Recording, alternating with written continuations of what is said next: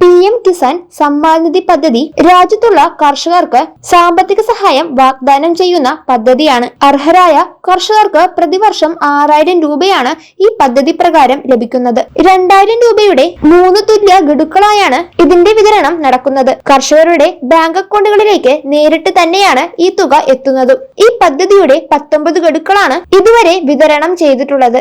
ഇനി നൽകാനുള്ളത് 20ാമത്തെ ഗഡുവിന്റെ വിതരണമാണ്. 20ാമത്തെ ഗഡുവിന്റെ വിതരണം ജൂൺ മാസം 20ാം തീയതി ഉണ്ടാകുമെന്നാണ് സൂചനകൾ ഉള്ളത്. എന്നാൽ ഇതിൽ സർക്കാർ ഔദ്യോഗിക സ്ഥിരീകരണമൊന്നും ആയിട്ടില്ല.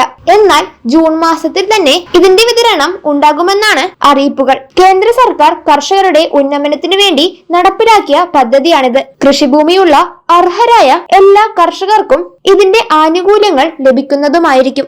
KYC അടക്കമുള്ള പരിശോധനകൾ നടത്തുന്നതിലൂടെയാണ് ഈ പദ്ധതിയിൽ ഭാഗമാകുന്നത്. PM കിസാന്റെ 6000 രൂപ ലഭിക്കുന്നതിന് കർഷക രജിസ്ട്രിയിൽ പേര് ചേർക്കണമെന്നുള്ള നിർദ്ദേശങ്ങൾ ഉണ്ടായിരുന്നു. കൃഷിഭവനിൽ നേരിട്ടെത്തിയാണ് കർഷക രജിസ്ട്രിയിൽ പേര് രജിസ്റ്റർ ചെയ്യേണ്ടത്. ഇതുമായി ബന്ധപ്പെട്ട കൃഷിഭവനിൽ നിന്നുള്ള വിവരങ്ങൾ അടിസ്ഥാനമാക്കി കർഷകർ ഈ കാര്യങ്ങൾ തീർച്ചയായും ചെയ്യേണ്ടതാണ്. PM കിസാന്റെ ആനുകൂല്യങ്ങൾ ലഭിക്കാത്ത കൃഷിഭൂമി ഉള്ളവരും ഇത് കൃത്യമായി തന്നെ ചെയ്യേണ്ട ഒന്ന് തന്നെയാണ്. കർഷകർ കൃഷിഭവനിൽ നേരിട്ടെത്തിയാണ് ഈ പദ്ധതിയിൽ രജിസ്റ്റർ ചെയ്യേണ്ടത്. അതിനാൽ തന്നെ കൃഷിഭവനിൽ തിരക്ക് വർദ്ധിക്കുകയും അവിടുത്തെ മറ്റു ജോലികളിൽ തടസ്സമുണ്ടാകുകയും ചെയ്തു. അതുകൊണ്ട് കർഷക രജിസ്ട്രിയിൽ പേര് ചേർക്കാൻ അക്ഷയ കേന്ദ്രങ്ങളെയും കോമൺ സർവീസ് സെന്ററുകൾ വഴിയും നടപ്പിലാക്കാനുള്ള തീരുമാനങ്ങൾ ആലോചിക്കുന്നുണ്ട്. ഇത് അംഗീകരിച്ചു കഴിഞ്ഞാൽ അക്ഷയ കേന്ദ്രങ്ങൾ വഴിയും കോമൺ സർവീസ് കേന്ദ്രങ്ങൾ വഴിയും കർഷക രജിസ്ട്രിയിൽ പേര് ചേർക്കാൻ സാധിക്കും. കൃഷിഭവനിൽ സൗജന്യമായി തന്നെയായിരുന്നു ഇത് ചെയ്യുന്നത്. എന്നാൽ അക്ഷയ കേന്ദ്രങ്ങളിലും മറ്റും ചെയ്യുമ്പോൾ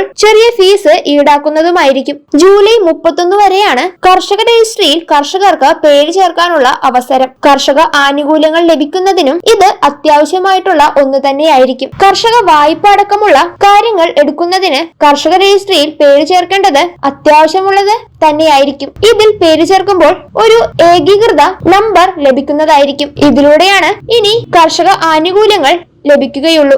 ഡിജിറ്റൽ ആനുകൂല്യങ്ങൾ കർഷകർക്ക് വേഗത്തിലും എളുപ്പത്തിനും ലഭിക്കുന്നതിനു വേണ്ടിയാണ് കർഷക രജിസ്ട്രി നടപ്പിലാക്കുന്നത്. ഇതുമായി ബന്ധപ്പെട്ട കൂടുതൽ വിശദാംശങ്ങൾ ശരിയായ രീതിയിൽ തന്നെ മനസ്സിലാക്കേണ്ടതുണ്ട്. കൃഷിഭവനിൽ നിന്നുള്ള അറിയിപ്പുകൾ ലഭിക്കുന്നതനുസരിച്ച് കർഷകർ എല്ലാവരും തന്നെ ഇവ പൂർത്തീകരിക്കേണ്ടതുമാണ്. എന്നാൽ 20ാമത്തെ ഗഡുവിന്റെ വിതരണം തടസ്സമില്ലാതെ തന്നെ ലഭിക്കുന്നതുമായിരിക്കും. തുടർന്നുള്ള ആനുകൂല്യങ്ങൾ ലഭിക്കുന്നതിന് വേണ്ടിയാണ് ഈ കാര്യങ്ങൾ ചെയ്യേണ്ടത്. ഇതുമായി ബന്ധപ്പെട്ട കൃത്യമായ വിവരങ്ങൾ ശരിയായ രീതിയിൽ തന്നെ മനസ്സിലാക്കിയതിനു ശേഷം കാര്യങ്ങൾ ചെയ്യേണ്ടതാണ്.